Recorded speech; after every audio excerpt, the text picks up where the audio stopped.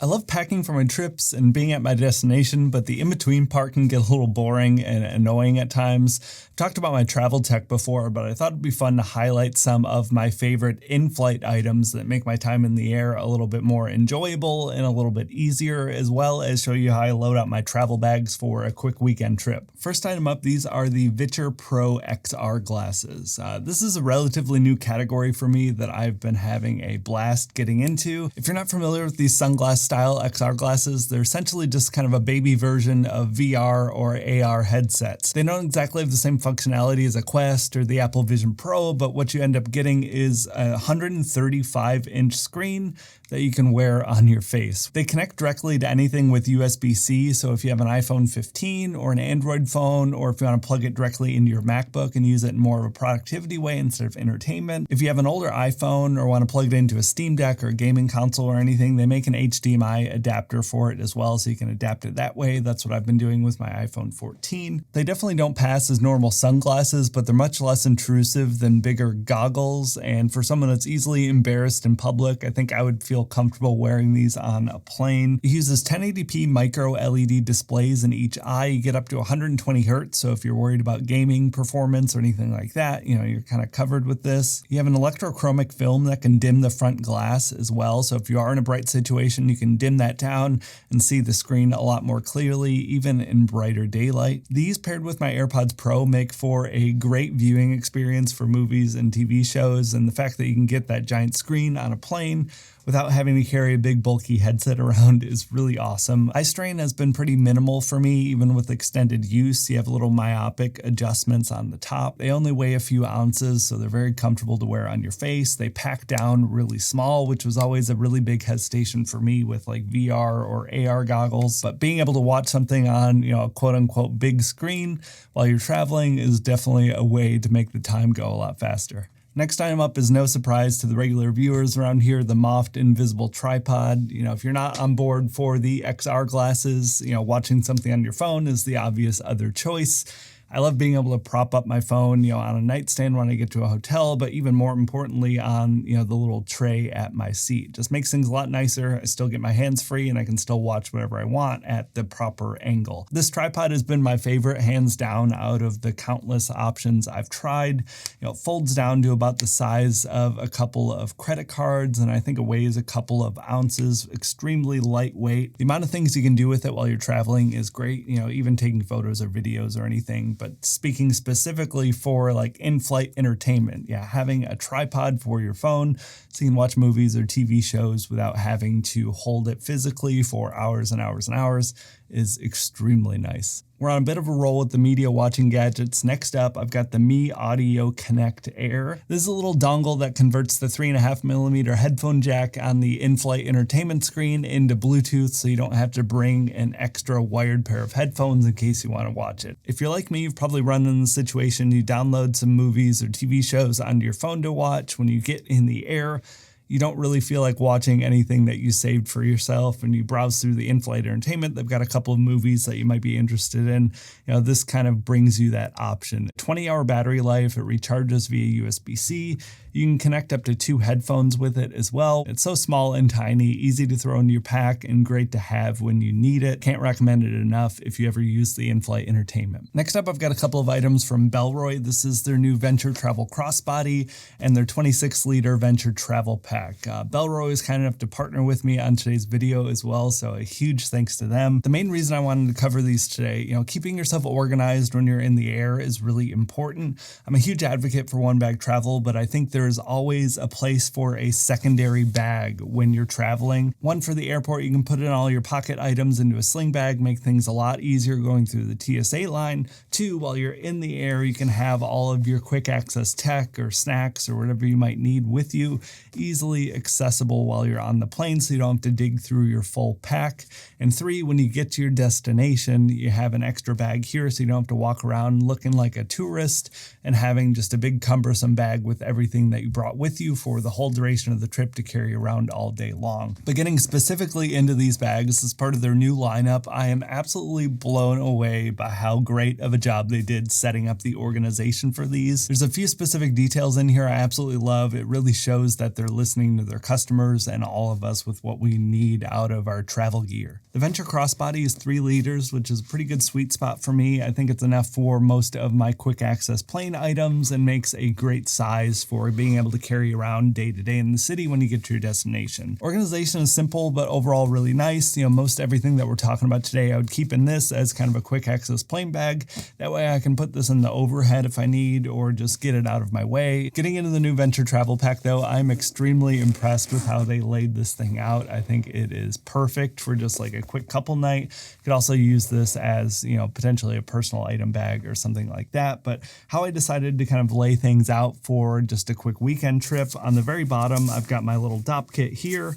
They have these compression straps for clothes. I decided to just skip over a packing cube just because all I really need is, a t-shirt, a pair of shorts, and I brought my Sun hoodie with me as well.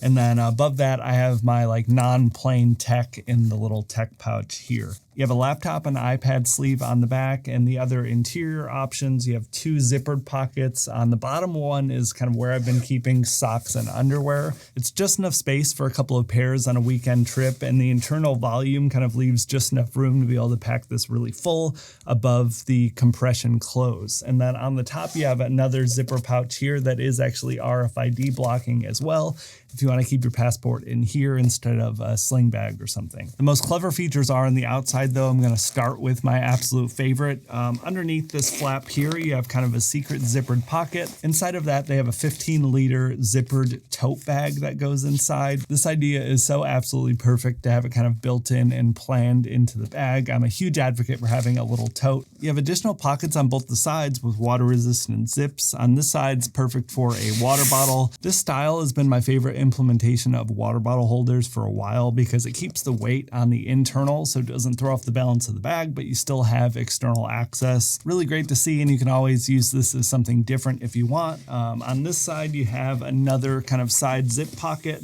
You have a magnetic removable chest strap. You have quite a bit of padding on the back here. This feels really nice, almost like memory foamy compared to most backpack pads. You have a luggage pass through here. Getting into my other favorite feature, it's not new like the built-in tote on the other one, but it was my favorite on the older Viture Ready pack. You have this almost like sling bag pouch on the top for other quick access items. It's deep enough to store sunglasses vertically, which is great. So you can easily fit, wallet, keys, sunglasses. I've been keeping those XR glasses in here as well, just for easy access, but they won't take up space in the sling bag. Overall, I'm extremely impressed with the new lineup from Bellroy. I love all of the extra features that they've been slowly adding in. They're listening to us travelers for what we need or what we like. Bellroy as a company is really great overall too. They're certified B Corp, which is always great to see. They have a really heavy focus on reducing environmental impact and increasing sustainability with the materials that they're using. Definitely going to be diving into these more in the future, but hopefully you enjoyed seeing how they load out for a weekend trip like this. Huge thanks again to Bellroy for partnering with me on today's video. Be sure to check the links in the description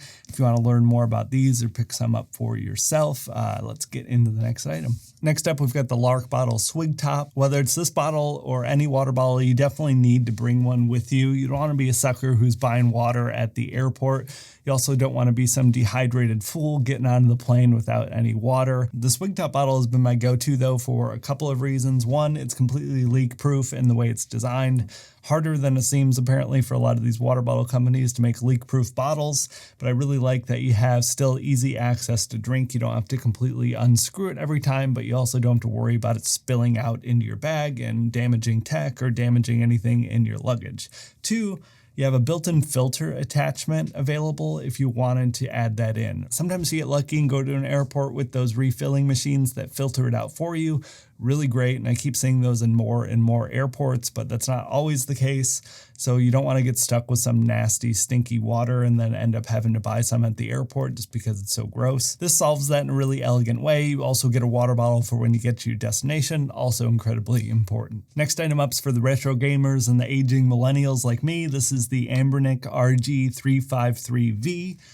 This is just a little retro handheld gaming console. It's a little over $100. It comes preloaded with a ton of games already, but you can add more in extremely easily with a little micro SD card. It's a 3.5-inch 480p screen. It'll handle up to like PS1, N64, a little bit of Dreamcast in there is kind of the cutoff limit. You probably want to get something more powerful if you want more than that, but any of the older retro, Nintendo, Super Nintendo, all of that sort of stuff, it runs great.